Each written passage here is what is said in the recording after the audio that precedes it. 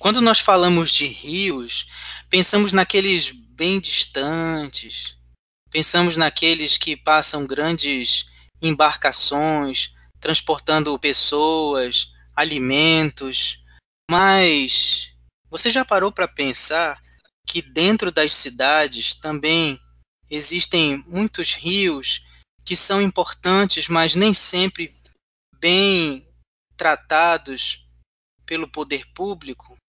Pois é, eu sou o professor Wesley Kettle, da Universidade Federal do Pará, e este é o Historix Podcast.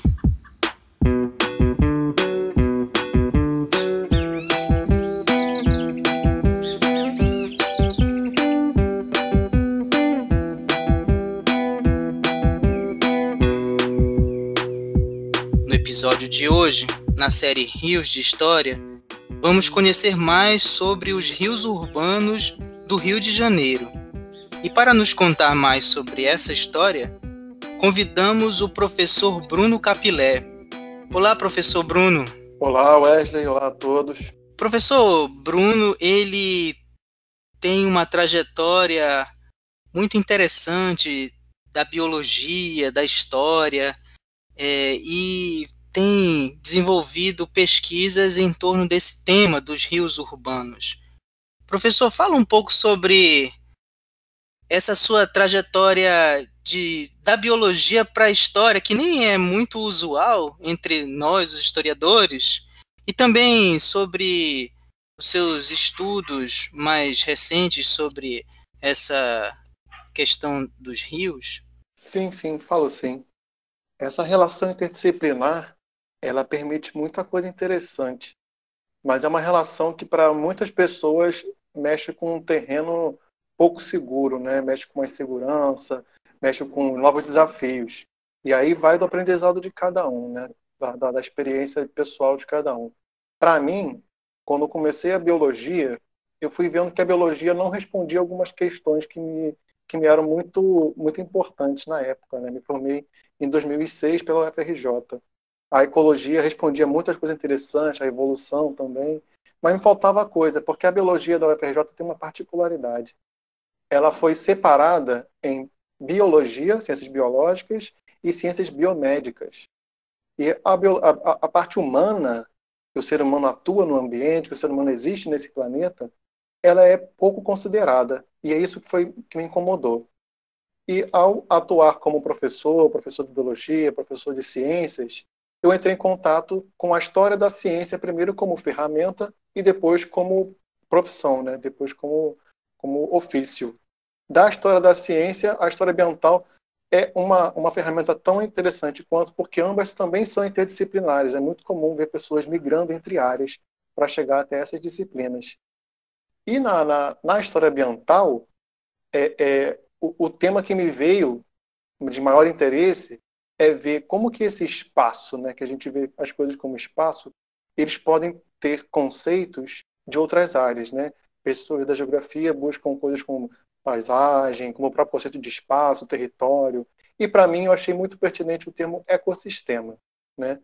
E então essa mistura entre o conhecimento atual, né, como ecossistema e tudo mais, são conceitos do século XX, começaram a mexer com uma coisa que é muito complicada, né, embora muito presente na vida do historiador, que é o anacronismo, né, considerando esse conceito de ecossistema para o século XIX, para o século XVIII, o que a gente ganha com isso, né? Então, foi muito interessante para mim fazer essa trajetória com diferentes pontes, né, passando de uma área para outra, trabalhando em diferentes instituições e tendo muita liberdade na minha felicidade de ver lugares também interdisciplinares, como o Museu de Astronomia e Ciências Afins, que eu trabalhei durante alguns anos.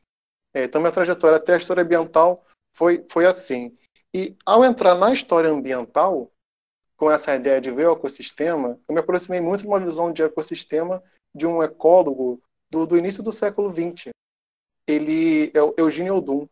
Ele botava o rio como uma ferramenta interessante de delimitar um ecossistema.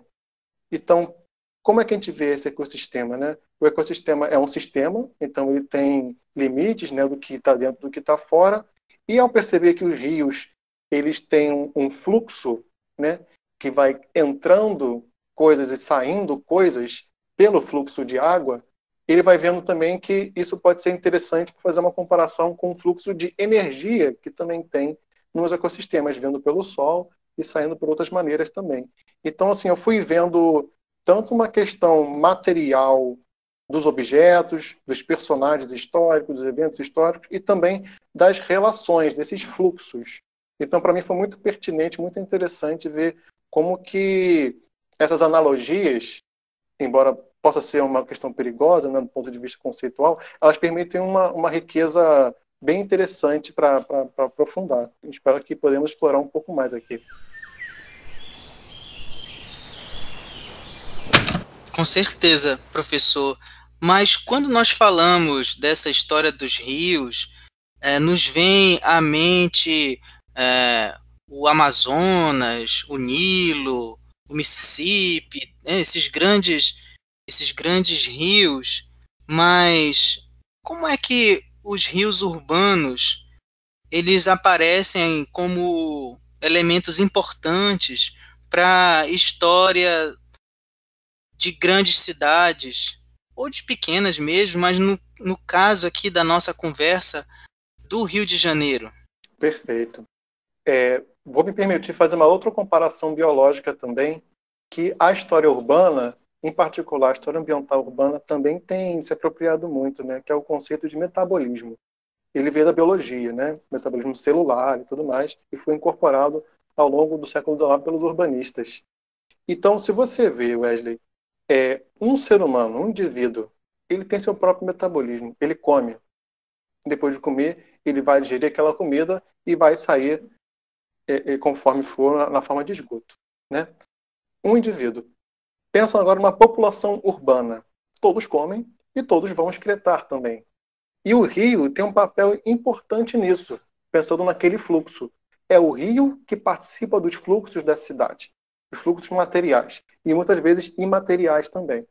Então, ao longo da história humana, essa história de aglomeração, essa história de formação de cidades, pensando na cidade, não só nesse conceito de megalópole do século XXI, mas também cidade de antigamente, cidade dos séculos XII, XIII, cidades incas, cidades astecas, cidades medievais, né? Estão sempre relacionados com a proximidade das águas em fluxo, né, dos rios. E a questão do metabolismo está presente aí também. Então a gente vê cidades europeias, por exemplo, medievais, todas estão relacionadas com grandes rios, né? Londres com o Tâmisa, Paris com o rio Sena, e por aí vai.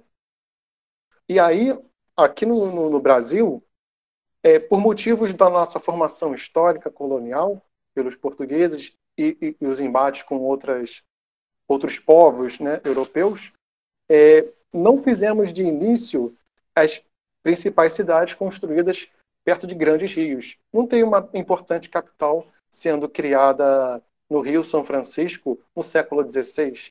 Não tem uma importante capital sendo construída no Rio Amazonas, né, no Rio Tocantins. Né? Os lugares vão sendo construídos de acordo com um outro interesse, pensando numa outra forma de cidade. As cidades coloniais aqui no Brasil e no restante da América Latina tem uma outra questão de formação, né? É mais de fortificação, de proteção, de defesa do território, especialmente na América Portuguesa. Então, aqui no Rio de Janeiro, a gente tem uma grande contradição, né? É uma cidade com nome de rio, na qual não é um grande rio, e não existe no território urbano colonial um grande rio. Na realidade, são rios pequenos, né? Se botar de diferentes lugares da região norte, alguém vendo aqui o que a gente chama de rio, eles vão ser essa várzea, esse canal, essa valinha, né? Esse garapé, porque Sim. são muito pequenos, né? A formação do Rio de Janeiro tem essa questão com um outro nome de formação geográfica, que não rio, mas sim ria, com A, ria, que Sim. significa algo similar a uma baía, uma enseada, uma coisa curva no litoral. Os portugueses não acharam realmente que era um rio, que tinha água doce. Né? A gente, hoje em dia, no século XX, 2021, né, faz piada preconceituosa, xenofóbica com os portugueses sendo burros, mas Sim, eles eram muito inteligentes, eles sabiam que não era um rio de verdade. claro. Então a gente vê que os rios, eles são elementos-chave para o metabolismo de uma cidade, né? Então, aqui no Rio de Janeiro, o rio principal colonial, né, ele é o Rio Carioca. É o rio que deu o nome ao gentílico da cidade, né? As pessoas que nascem no Rio de Janeiro são cariocas. Então, assim, é uma importância cultural muito grande. É o rio que, no território urbano da colônia, ele passava a poucos quilômetros, ele não passava pelo centro urbano. O centro urbano do Rio de Janeiro não tem rio. Então era tudo direcionado para lá via aqueduto ou inicialmente na cabeça carregando vasos de cerâmica, as antigas latas d'água, né? Na cabeça eram vasos de cerâmica carregados pelos indígenas e depois os africanos transportados forçadamente aqui para trabalhar como escravos. E eles vendiam água de porta em porta, né? E depois os chafarizes, né? Eles foram aproveitando essa circulação da água para o funcionamento da cidade. Então, assim, no metabolismo da cidade colonial, o rio não funcionava sozinho para o funcionamento da cidade, como outras histórias urbanas que a gente vê pelo mundo, né? Aqui no Rio de Janeiro, esse funcionamento hídrico, dessa visão hídrica da cidade, ela aconteceu especialmente devido à exploração humana de comércio de água, né? Agora, eu tenho a Sim. impressão de que a maioria da historiografia não incorpora na sua análise essa importância dos rios. Não sei se você concorda com isso. Mas a minha pergunta assim também é: quando o historiador do Rio de Janeiro, que estuda o Rio de Janeiro, não percebe essa importância que você mostra no seu trabalho, essa importância do rio, para entender, né, o passado do Rio de Janeiro, o que você nos apresenta que fica faltando, né, a gente deixa de ganhar nessa história? Pronto. Isso eu imagino, pensando aqui, que é uma relação que é da formação pessoal de cada um, né?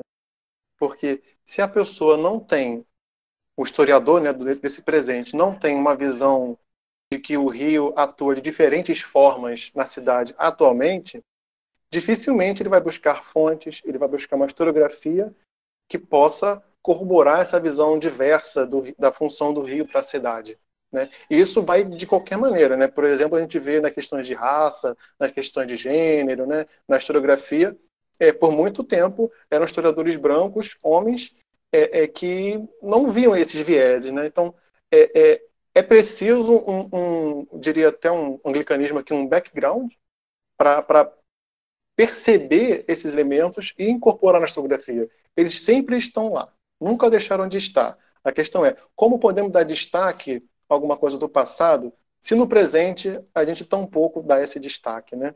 Então, a historiografia ela tem essa questão muito presente com o tempo presente, né? Assim como eu vejo. Uma questão para mim, na minha trajetória, foi nessa migração da biologia para a história, eu participei, e como professor e como pesquisador, do campo da educação ambiental crítica, né? Da onde eu via que, se eu estou falando do meu ambiente, até onde vai o meu ambiente? A água que eu bebo, a comida que eu como, né? O meu esgoto para onde vai, o meu lixo para onde vai, como que essas coisas circulam. Essa preocupação já estava comigo antes de ser um historiador. E aí, quando eu olho para a cidade do século XIX, que foi a minha tese de doutorado, por um exemplo, eu olho pensando qual é a água que as pessoas bebem, para onde vai o esgoto depois dessa água, depois dessa comida, da onde vem a comida. Então, eu penso nesses fluxos, né? Nesse sentido, fica mais claro para mim que é do presente que eu olho para a história. A história é uma disciplina do tempo e do tempo presente. Professor, você falou que teve alguma experiência na educação ambiental, mas também pensando como morador do Rio de Janeiro, essa importância que os rios tiveram para a história da cidade, né, do estado, essa região tão importante da história do Brasil, os moradores e os alunos com quem você teve contato percebem essa importância? Digamos assim, né? Eu fazia perceber, Sim, porque os alunos que eu tinha num colégio, era um colégio particular, era um colégio batista, né, religioso, eles, é um colégio grande do lado do rio Trapecheiros, que é um rio que participou do abastecimento de água da cidade na época do Império. E eu levava os alunos para ir visitar o rio. Agora, visitar um rio no século XIX, nessa parte mais alta, assim, é um rio bonito, tem proximidade de cascata, é um rio limpo.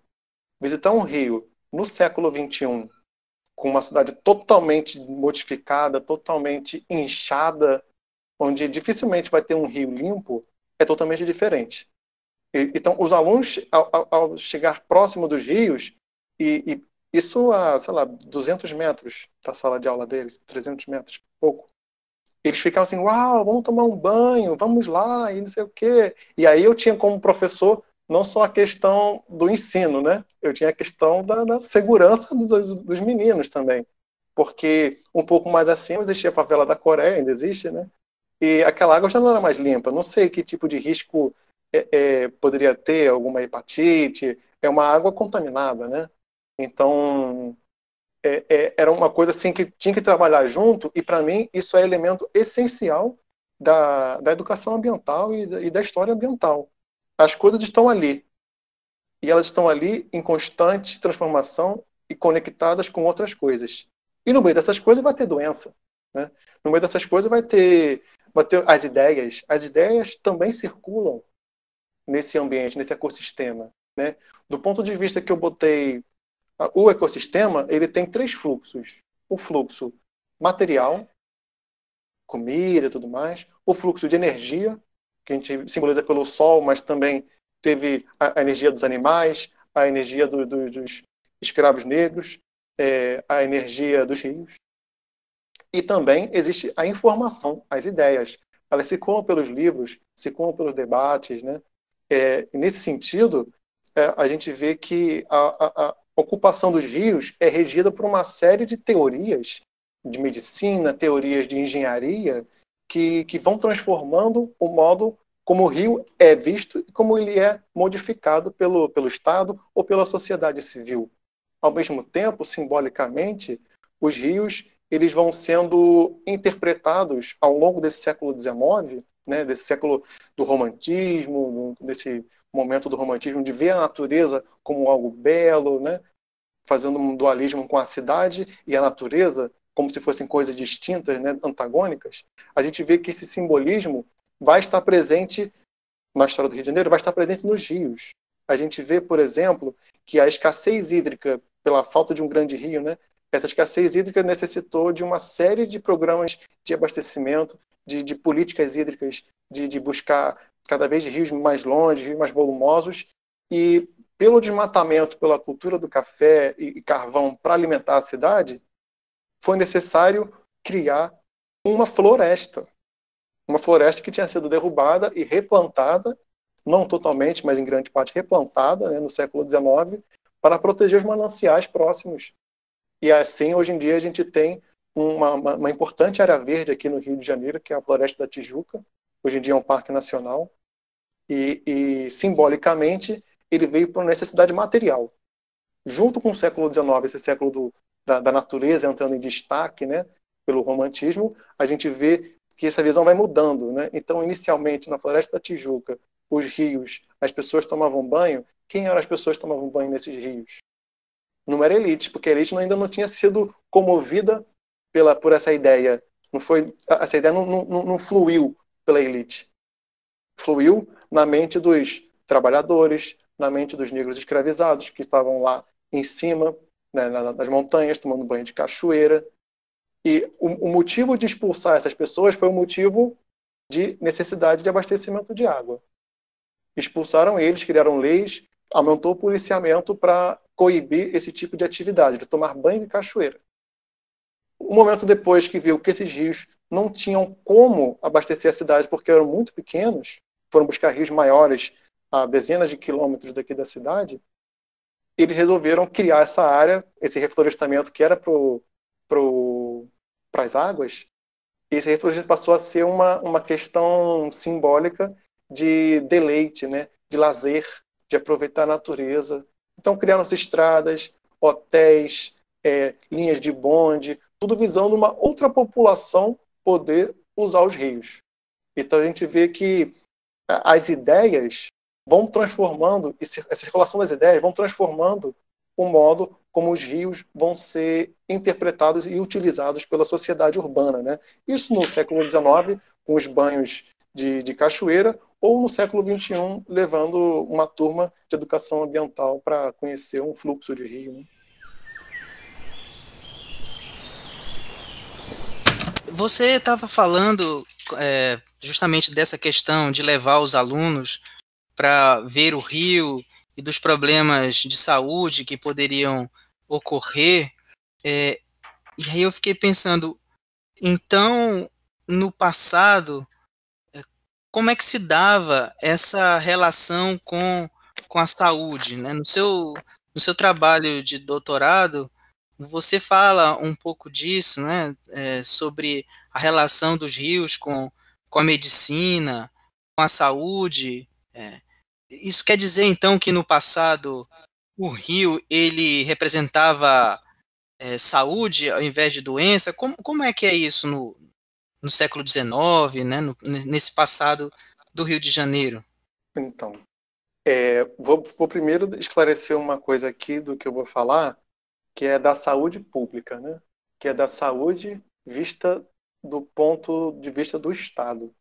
Porque, pela dificuldade de fontes, no caso do fazer historiográfico, eu não pude ter acesso a uma medicina popular de como que as pessoas utilizavam os rios, sei lá, para se curar espiritualmente.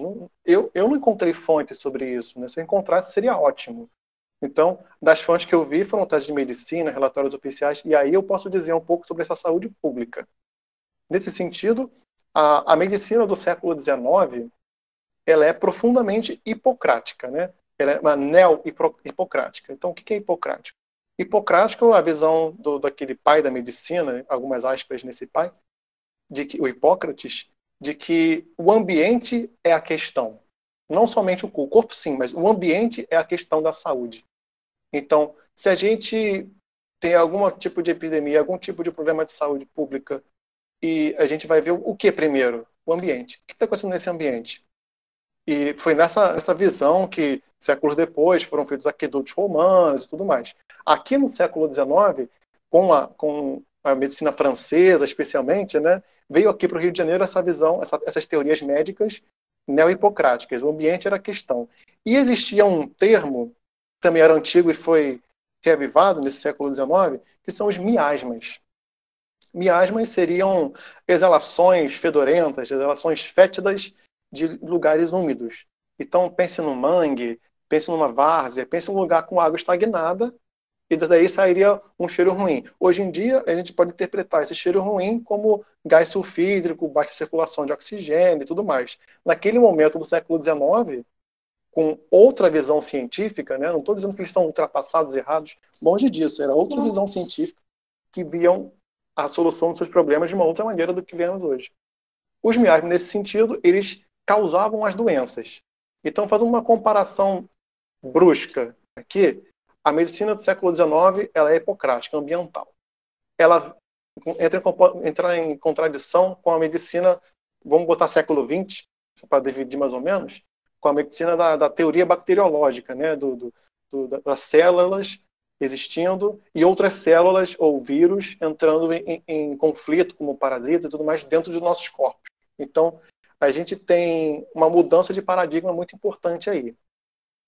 Na medicina do século XX, e também do século XXI, obviamente, essa bacteriologia ela vai ver que o corpo está em questão da saúde. Não que o ambiente não importasse, né? Agora invertendo com a medicina do século XX. Importa também. Mas o corpo é objeto de estudo.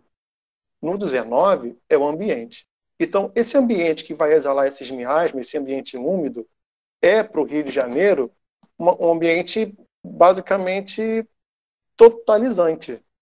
Porque, para quem não conhece a geografia do Rio de Janeiro, seria legal pegar um mapa antigo ou algo do tipo, é um lugar pior possível para se construir uma cidade.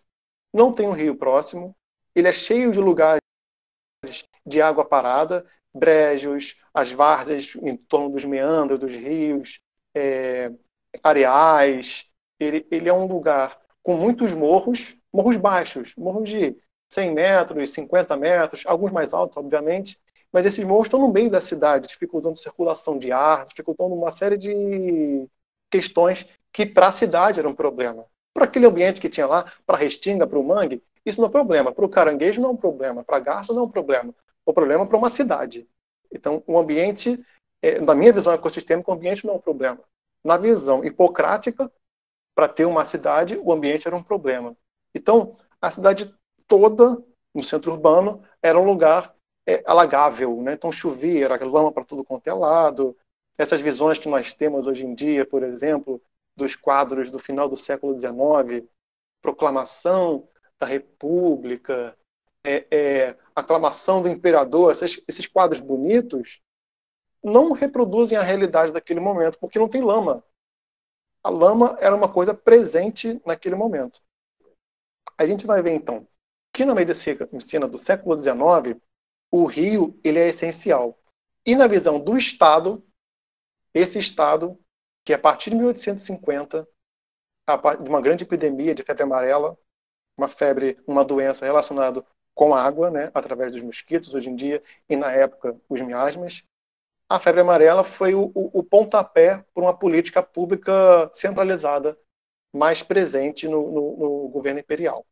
Então, criou-se instituições, novos debates, comissões diversas, teses. Isso, para mim, é um importante material de estudo, né? O que tem de problema no passado, no presente, vira bom material de estudo, né? Isso é interessante para os historiadores terem em questão, né? Os problemas são soluções para o historiador do futuro. E a gente vai vendo, então, os rios, no lugar nas proximidades da cidade, nos subúrbios, eles são altamente sinuosos. Ele é o baixo curso dos rios. Quando a gente fala um ambiente como o fluvial, a gente tem que ter em mente que não é um ambiente. Isso é uma generalização. São vários ambientes. A gente pensar num rio, por exemplo, como o Rio Joana. Ele está aqui a poucos metros de mim agora. Rio Joana, ele segue aqui do maciço da Tijuca também, perto da Floresta da Tijuca, e segue até a Baía de Guanabara. No momento das cascatas, ele cai, é lindo, maravilhoso. No momento aqui do médio curso, onde eu estou, ele flui de uma maneira. No baixo curso, naturalmente, ele é todo em meandros, né? Aquelas curvas compridas, aquelas curvas que uma termina, segue a outra. Essa água parada para um lugar que utiliza esse rio como metabolismo de despejo de esgoto, ele é um problema seríssimo. E não só em 1850, antes também, especialmente antes. Isso na história do Rio de Janeiro, é um episódio de racismo ambiental, um conceito também do século XXI, mas que a gente bota de uma maneira anacrônica, vai trabalhando isso de uma maneira mais interessante, né, para o século XIX. Por quê?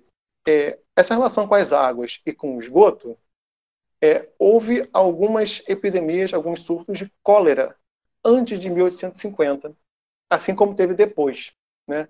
O cólera, ele é uma bactéria, um bacilo, e ele relacionado com a água e com o consumo dessa água contaminada. E o local que tem cólera, ele vai se alastrando segundo os focos de consumo de água, né? E dos focos de despejo de esgoto. A população que era afetada pelo cólera no século XIX, em grande parte, era a população que tinham péssimas condições de saneamento. Não que a cidade tivesse boas condições de saneamento como um modo geral, mas algumas tinham péssimas condições de saneamento. E quem eram? Os mais pobres, os negros, a população mais excluída do ponto de vista centralizado do Estado, de uma elite branca. Quando vem 1850, essa grande epidemia de febre amarela, ela, racialmente falando, né, não biologicamente, racialmente falando, ela afetava mais os brancos imigrantes que vinham para cá, e não os negros que já estavam aqui. Isso nos documentos, né? Essa preocupação do Estado em querer proteger esses imigrantes, esses portugueses, imigrantes que vinham para cá, foi o ponto de partida para a criação das instituições para resolver esse problema. Já ao longo desse amadurecimento, essa institucionalização da medicina, o Rio ele vai ser visto, então, como algo a ser domesticado para a civilização, para o progresso, para a salubridade, né? Então, em 1870 em diante, vai começar a prefeitura, né? A prefeitura não existia, antes era a Câmara Municipal, uma mistura de poder executivo com poder legislativo, de uma maneira diferente como temos hoje em dia, né? Seria o equivalente a uma prefeitura. Eles criaram um serviço de limpeza de rios. Então, eles iam excluindo tudo que tivesse relação com uma insalubridade para poder limpar esse lugar. E esse lugar era limpo segundo critérios de proximidade da cidade, segundo critérios econômicos, critérios sociais, raciais. Nem todos os rios foram limpos nesse século XIX, né? Especialmente porque o governo imperial não tinha muito dinheiro.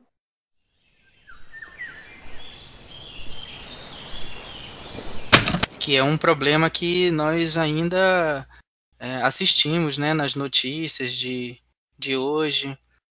Isso não está muito distante. Interessante também, não sei se os nossos ouvintes vão concordar comigo, como quando a gente fala do Rio de Janeiro, a paisagem que vem, né, do cartão postal é aquele da praia de Copacabana, né?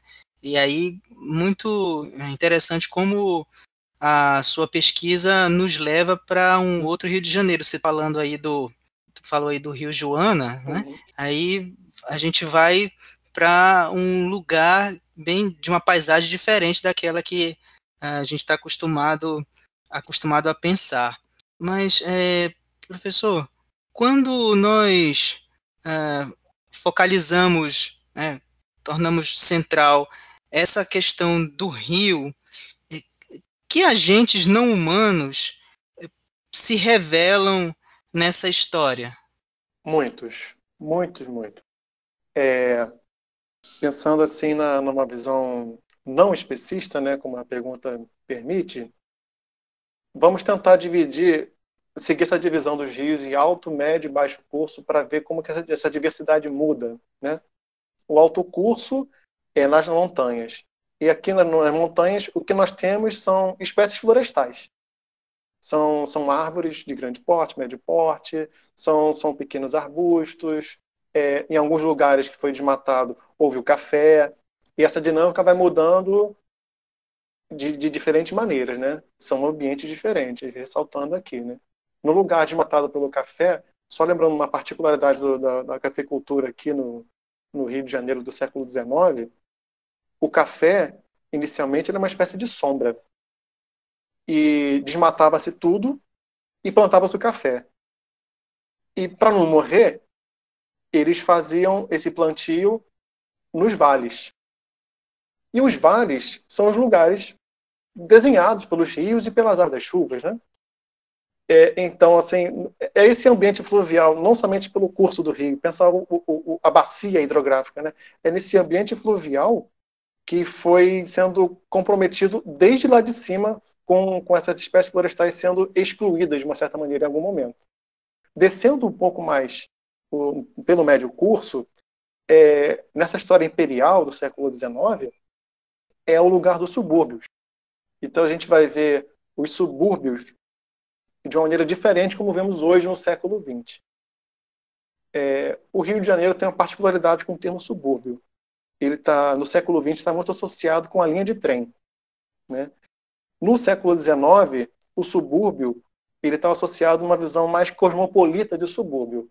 da onde o centro urbano, por ter um inchaço de pessoas, ele passa a ter um risco maior de insalubridade pública, né, de ter risco de ter doenças.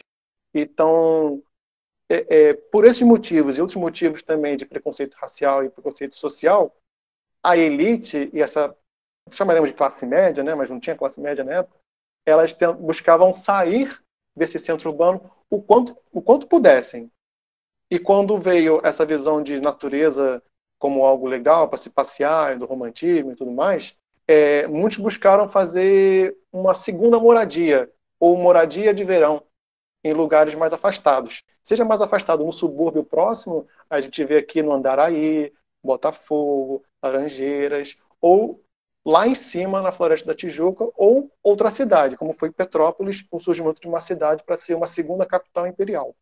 Então, nesse subúrbio, que é o médio curso, onde o rio está mais baixo, houve a plantação de diversas lavouras, como bananeira, agrião, pomares, utilizando a irrigação do rio diretamente, né, ou pelas suas enchentes, para poder usufruir disso.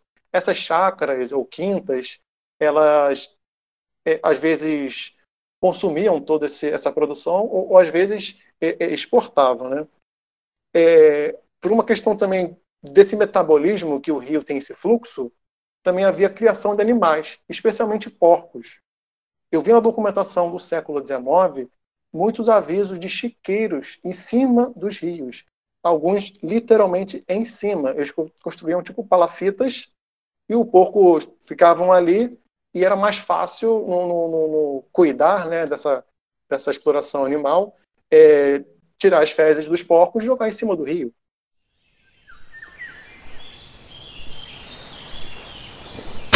Essa documentação é iconográfica, fotografias ou descrição? Essa é uma documentação, não é iconográfica, não. Eu queria que fosse, mas não é. Poxa, se fosse iconografia desse seria lindo. Não, são reclamações com a Câmara Municipal, que tem aqui no arquivo da cidade, são reclamações nos jornais locais do Rio de Janeiro, como o Diário do Rio, Diário de Notícias, e nos relatórios também desse serviço de limpeza de rios, por exemplo, né? Então, eu estou falando de um século XIX, 1860, 1870, em diante, né? Então, tem essa coisa deliberada do, vamos dizer, proprietário dessa terra, né? Porque proprietário não sei se caberia para o rio nesse momento. De uma outra maneira, também tinham os usos de explorar como capinzais. Então, baixava a mata, né? A mata ciliar, baixava ela, cortava, queimava, fazia o que fosse, e botava uma roça, botava um capinzal. E esses capinzais, eles eram verdadeiros postos de gasolinas, como o professor Rogério Oliveira da PUC gosta de falar, né? Porque um agente muito importante na cidade do Rio de Janeiro são os animais de carga. Burros, jumentos, cavalos. Para se ter uma ideia, Wesley, no século XIX, houve um aumento brusco da população desses equinos urbanos. Então a gente pensa que a cidade crescendo no século XIX vai ter menos animais. Nesse início não, pelo contrário, teve mais animais. E esses equinos estavam fortemente associados com os rios. Seja pelos capinzais, nesses postos de gasolinas, que eles tinham que parar e comer. Todo dia tem que comer. Senão o bicho adoece, ele morre depois. E assim como depois, ao longo desse fim do século XIX, começou a ter as primeiras linhas de bonde. E os bondes, inicialmente aqui, eles foram todos puxados por burros. Não por cavalos, nem energia elétrica, por burros. São animais de carga que eles têm uma força física mais constante que a dos cavalos, né? Ele consegue carregar mais tempo, um peso maior do que os cavalos. E eles tinham que parar para comer em algum momento. Esses postos de gasolina, entre aspas, eram necessários para isso. E outra maneira dessa relação ocorrer é que o espaço que ficou, né, esse espaço vazio, do ponto de vista da época, né, esse espaço vazio era as várzeas, essas margens dos rios, que foram construídas as vias, da onde foram colocadas algumas linhas de bonde. Então, os bondes participaram desse metabolismo urbano, os animais nessa relação com os rios, teve uma presença frequente aqui no Rio de Janeiro. E seguindo mais um pouco no fluxo dos rios, durante muito tempo permaneceu ainda os manguezais. Então, outras espécies de mangue, né? Mangue vermelho, mangue preto, mangue branco, as garças, ubiguais, peixes, crustáceos, estiveram presentes como personagens dessa história urbana até o século XIX.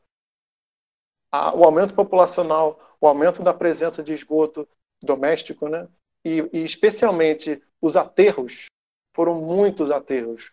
A história do Rio é uma história de aterros, seja nas margens, né, dessas várzeas ou no litoral. Então a gente vai vendo que tem uma dinâmica muito interessante dos animais nos rios, e algumas permanecem até hoje. Como eu falei, eu tenho aqui da minha janela da sala, eu tenho a vista do Rio Joana, e todo dia tem uma garça. É a mesma garça, eu sei que é a mesma garça, já é um personagem. No dia de feira, de quinta-feira, ela fica em cima do caminhão da barraca de peixe, esperando o seu momento de comer. Então, assim, as dinâmicas mudam, mas sempre vão existir. A garça, que antes comia um pequeno caranguejo delicioso, hoje em dia está caçando barata. Eu vejo ela caçando barata. E os ratos também circulam por aí livremente. Muito interessante a gente deslocar, né, o nosso olhar, né? Você vai falando aí, a gente vai pensando nesses cenários, né? E o nosso ouvinte, ele pode estar pensando, bom, mas para falar dos personagens humanos, né, especialmente na história do Rio de Janeiro, que tantos livros oferece para a gente conhecer os marqueses, as marquesas, né, essas histórias da monarquia também no período imperial. Estamos acostumados a pensar nisso, né, nesses personagens, mas a história que você nos traz, ela é muito peculiar porque o personagem central é o rio. E aí eu te pergunto, professor, que fontes, existem fontes, assim, para esse tipo de trabalho? A história ambiental, né, ela tem uma interdisciplinaridade assim, muito, muito ampla. Por ser uma mistura que permite ver desde as coisas das ciências naturais, assim como das ciências humanas, então permite muita riqueza de fontes. E no sentido assim do ambiente, como eu boto na minha tese, né, ele pode ser interpretado uma visão budista, né, de sempre em transformação e tudo conectado. Eu diria que praticamente tudo pode ser uma fonte. Isso, para muita gente, pode ser legal, mas para uns é totalmente desesperador. Porque se tudo é tudo, então nada é nada, o que eu faço agora? E é aí que entra a narrativa, né? Para mim, que vim das ciências naturais e trabalhei com história da ciência, eu busquei muito esse chão para mim, né? Que são questões científicas, das instituições científicas da época. Então, nesse sentido, eu fui vendo teses de medicina, relatórios de engenheiro, que tinham muitas tabelas, muitos cálculos de vazão de rio, mapas complexos e tudo mais. Esse tipo de fonte que requer uma leitura, um aprendizado, né, um modo de ler que o historiador tradicional não tem, ele é complicado. Eu confesso que ele é complicado. Mas eu digo uma coisa, tendo tempo, se não tiver que entregar o que você tiver que fazer no dia seguinte, eu acho que é uma boa oportunidade de aprender. Porque isso não vai fazer você virar um geólogo, um biólogo. Isso vai apenas ampliar a sua visão de mundo, né? Eu não virei médico depois de ler essas teses de medicina. Eu não virei engenheiro. Eu não saberia conversar com um engenheiro sobre engenharia. Mas eu sei entender o que ele está querendo dizer naquelas fontes. Eu sei conversar com as fontes de engenharia, né? Então, a área da ciência me deu um chão muito confortável para poder deitar e rolar para abordar a história ambiental. Mas, em contrapartida, algumas fontes que também não são tradicionais assim para a história tradicional, mas são utilizadas há muitos anos, algumas dessas fontes eu fiquei um pouco inseguro em utilizar e tive que ler muita coisa para poder ter um chão, especialmente as fontes iconográficas, né? As gravuras de artistas, os quadros, no final já do século XIX, as fotos, eu não sei como analisar, quer dizer, eu não sabia como analisar as fotos. A foto, para mim, eu interpretava como um retrato da realidade. Eu tinha uma ingenuidade de que aquilo era real, que aquele desenho pintado bonito pelo Rugendas, aqueles detalhes das folhas, tudo aquilo é real. Eu não pensava o quanto que aquilo era construído. Então eu fui aprendendo a trabalhar com essas fontes também, assim como alguém teria que aprender a ler os palavrões, né, dos jargões de medicina e de engenharia. Mas ao mesmo tempo, embora me dê insegurança, me deu também muita alegria, né? Porque ver as imagens, tem cada imagem linda, né? A gente vê quando o Brasil deixou de ser uma colônia fechada e passou a abrir, né, em 1808, e vê aquela infestação de artistas viajantes, naturalistas viajantes para cá retratar, é um material riquíssimo, e especialmente para o Rio de Janeiro, mas é para o Brasil inteiro, né? Outros dados bem legais que eu gostei de trabalhar foram os jornais. E isso tem a ver especialmente com a ferramenta da Biblioteca Nacional, que eu sou bem grato por eles, né? Que é o projeto Memória, memória.bn.br. Você entra e você tem acesso a dezenas e centenas de jornais e revistas desde o século XIX até hoje. Os do século XIX são mais fáceis de achar por uma questão de copyright e tudo mais, né? De usar. E existe uma ferramenta de busca, né, uma tecnologia chamada OCR, que você consegue escrever um termo e achar esse termo lá. Um exemplo, eu posso escrever o nome de um rio, Rio Maracanã, ao longo de um grupo de jornais numa dada temporalidade. E vai aparecer tudo que tem sobre o Rio Maracanã. Notícias, antigamente publicavam as atas das câmaras municipais, do Senado, publicavam também algumas teses de medicina, né? Trechos. Então essa ferramenta da Biblioteca Nacional é sensacional para poder ter acesso. Isso para o Brasil inteiro. O Brasil inteiro. Tem busca por estado, até para fora do Brasil, alguns jornais mais associados com essa história nacional aqui do Brasil. Então, jornais e revistas foram bem interessantes para mim, especialmente as revistas de engenharia, né? Revistas de científicas de época. Outro dado bem interessante também das ciências naturais, e esse eu tive que aprender, são os dados meteorológicos.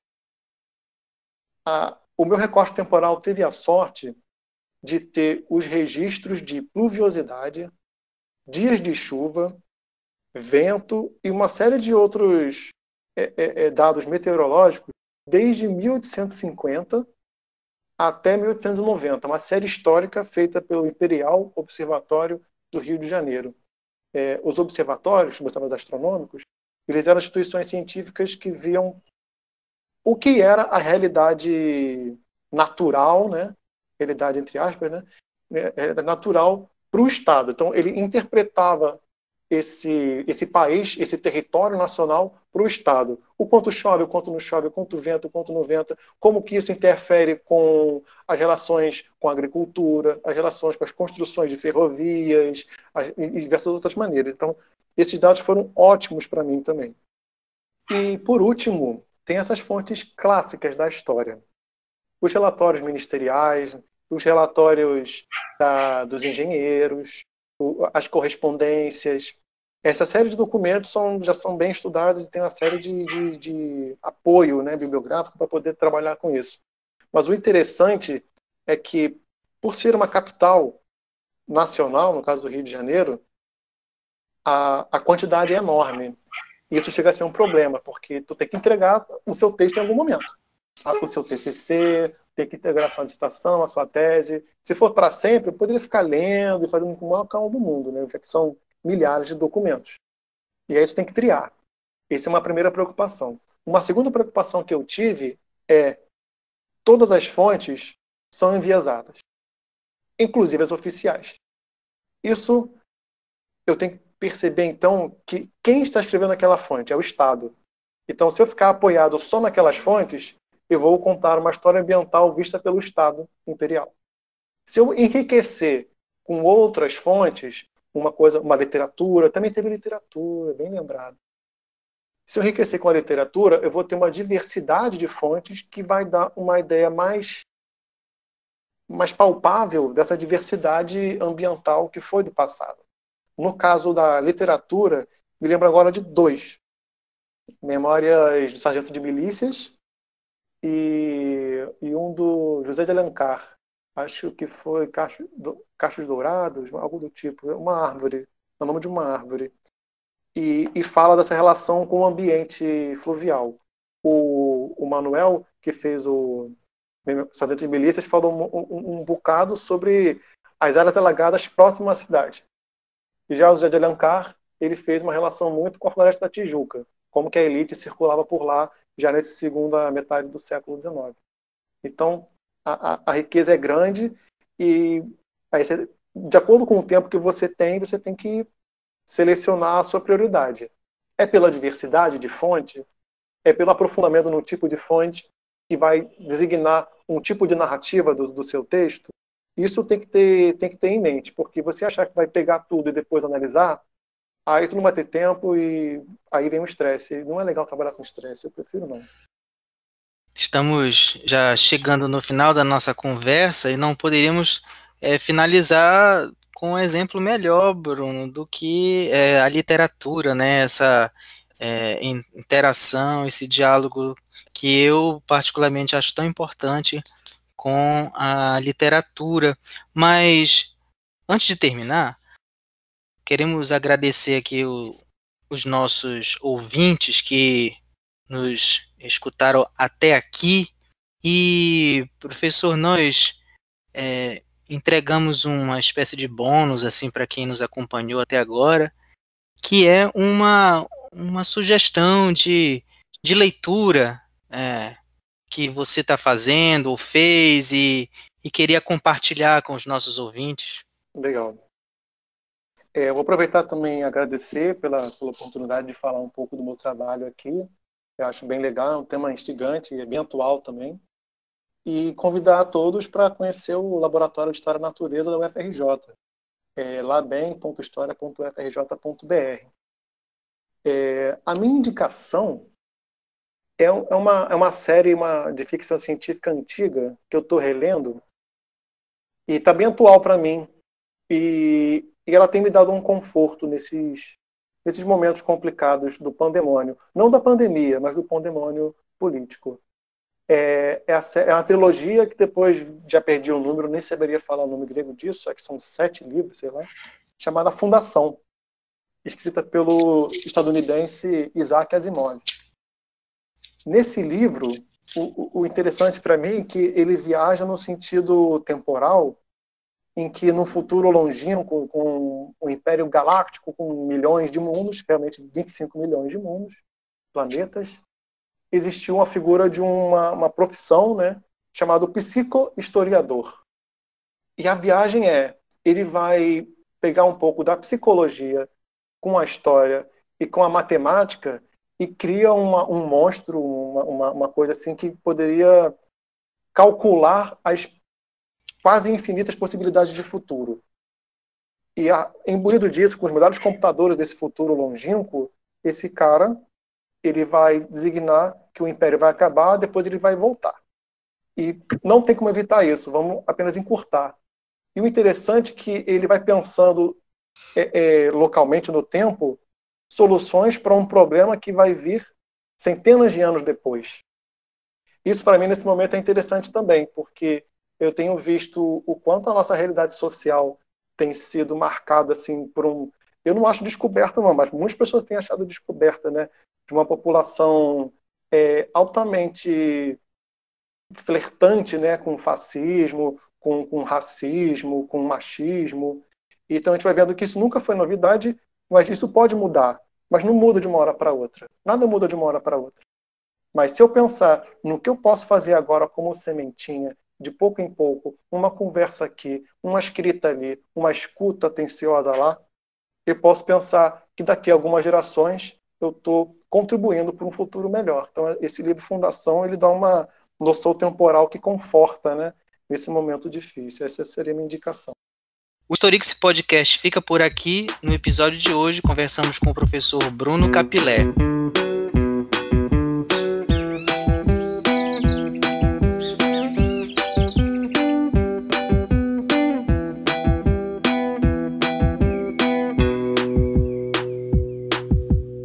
Ouça novos episódios em www.lveh.ufpa.br. Até o próximo episódio.